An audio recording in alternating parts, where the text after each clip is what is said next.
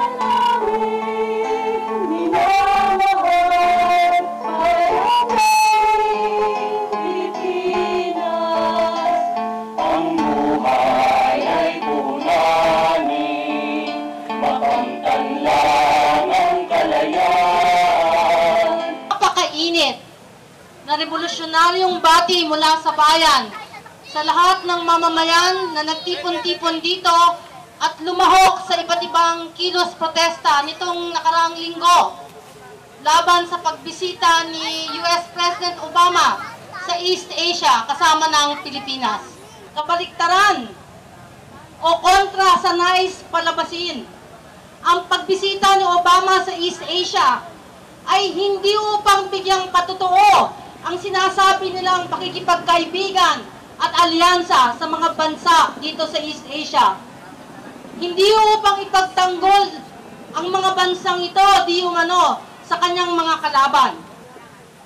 Sa totoo, ang pivot o pagbaling ng US sa Asia ay isang panibagong opensiba na merong tatlong pangunahing sangkap. Una, ang higit na pagpakat o pag-deploy ng mga tropang militar ng Amerika sa rehiyon ng East Asia. Pangalawa, ang pagtutulak ng isang ambisyosong bagong kasunduang pang-ekonomiko, ang tinatawag na Trans-Pacific Partnership Agreement o TPPA. At ang konsiderasyon ng mga estratehikong alyansya ng bansang Estados Unidos sa ilang mga piling bansa sa rehiyon. Mga kasama, mga kababayan, isigaw natin ng buong lakas at tapang. No to US bases! No to US bases! No to imperialist wars and intervention! No to imperialist wars and intervention! US troops out! US troops out! Obama out! Obama out!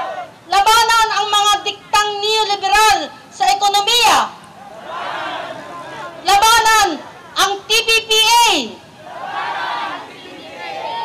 Ibagsak ang imperialismong Amerikano at mga tuta nito. Ibagsak! US imperialist number one terrorist!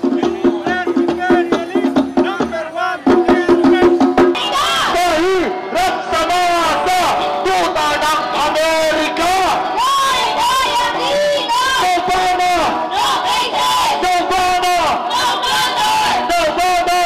No war! Obama! Out! Ibagsak! Obama! No business! Obama! No banner! Obama! No war! Obama out now! Obama! No bases! Obama! No banner! Obama! No war! Noynoy Aquino! Mahirap sa masa! Tuta ng Amerika! Tayo man ay mas kaunti ang populasyon kumpara sa kanila. Hindi po tayo kailanman papayag na sakupin tayo ng sinumang dayuhang kapangyarihan. Tayo po ay lalaban para sa ating kasarinlan. Tulad ng ginawa ni Gregorio del Pilar sa Tirad Pass, 60 Pilipino kaharap ang napakaraming sundalong Amerikano. Ang sabi ni Gregorio del Pilar, tungkulin natin na ipagtanggol ang ating inang bayan at karangalan natin na mamatay para sa ating bayan. Kamatayan laban sa imperialismong US, kamatayan sa imperialismo